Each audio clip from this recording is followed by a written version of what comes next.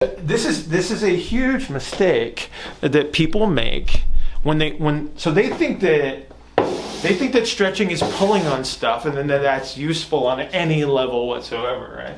And so what we're talking about is creating true horizontal abduction. Okay, so for true horizontal abduction, for me to go behind the plane of my body, I have to recapture external rotation of the shoulder to do that. So this movement past the plane of my body is ER. Okay, so to do that, this pec has to eccentrically orient, right? Yep. But to get ER, I have to have expansion on the back side. I have to have dorsal rostral expansion on the back. So let me make sure I can see this. Okay, so if I draw the thorax, okay, so I'm going to traction my scap in that direction, right? And so I'm stretching like that. If I, there's the pec. So if I compress this spot back here, so if I compress this, right? I don't have ER in this shoulder. Okay, but I can pull that muscle to a greater length if I can tolerate it. That's pure strain, right? I have to have expansion in this area to eccentrically orient that muscle to allow the arm to move farther into horizontal abduction. Okay. If I don't expand that, if I compress it, right? So if I don't have airflow in that area and I pull on that muscle, it's pure strain. All I'm doing is yanking on a muscle to improve my stretch tolerance, to increase my pain tolerance, which might have some measure of benefit. I just don't think it's a very good benefit. Okay. I would rather have expansion here and have normal motion available to you when you need it, right? Yeah. Now, so let's think about this scenario in a bench press. Or a dumbbell fly. I'm laying on a bench, compressing this posterior aspect. Yeah. You know, how much load are you willing to put on this that gets compressed automatically? I retract that scapula and I create more compression, which might allow me to lift more weight. But if I move that pec major into a length that I cannot capture because I'm under strain, right? There's not enough eccentric orientation available to me, right? It increases my concentric capabilities to set that up in a bench press. No question about that. I can lift more weight, but am I sacrificing, potential health?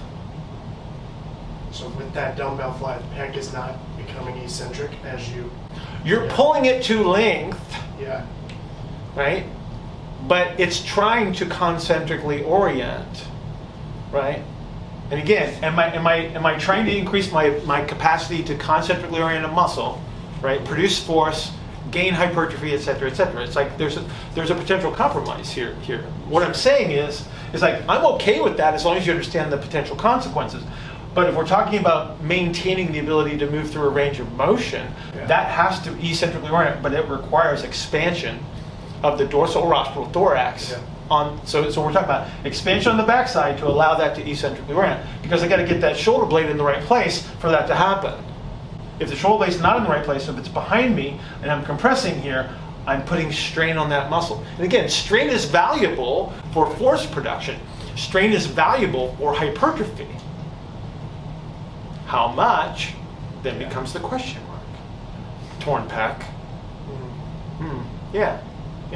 So again, too much of a good thing, and I can get hurt. Yeah. And it doesn't happen to everybody, and it doesn't happen every time. But again, it's like when it does happen, people wonder why it happens. It's like too much stress, too much strain in one place. Because you're training that compression with, let's say, the dumbbell fly. Yeah. Limiting your ability to abduct. Yes. And eccentrically orient yes. the pec. Yes. Which may set you up for an injury. Potentially, sure.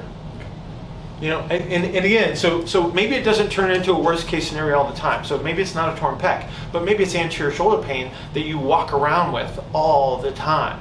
And then you go to put your shirt on, you go, oh, you know, my shoulder. Oh, you go to reach overhead, take something off the shelf, and then you feel that, right? And people are walking around with that thinking that it's okay. When the reality is, it's just this scenario over and over and over again. Again, it's not always worst case scenario, but there's enough rotator cuff issues, you know, that people deal with. There's enough anterior shoulder pain that people deal with, and they just assume that it's a byproduct or some rite of passage in regards to how much weight you can lift. That's what we don't want to do, right? But again, maybe that's a requirement to get to a certain level. Right? You want to bench press 350 pounds, you're probably going to have to tolerate some of that. You know, but again, it becomes risky. Yeah. Right? I'm not saying it's good, I'm not saying it's bad, I'm just saying that this is what it is. So the pec's trying to concentrically orient because of its length in its resting position, because you just can't generate as much force in that length of position. Yeah. It's a yield. See, that's why it's a yielding contraction, right? I'm going to take a concentrically oriented muscle and I'm going to make it yield. I'm going to pull it to length. So that's not eccentric orientation. That's me yanking something into a lengthened position, which is not the same. It's like trying to stretch hamstrings for a lot of people. Potentially, yeah. Pull on them harder. Exactly. You know, yeah. They're already contracting. Let's pull on them harder. Yeah. So again, this is not just a pec thing, right? This is a body thing. Make sense? Yeah. Yeah.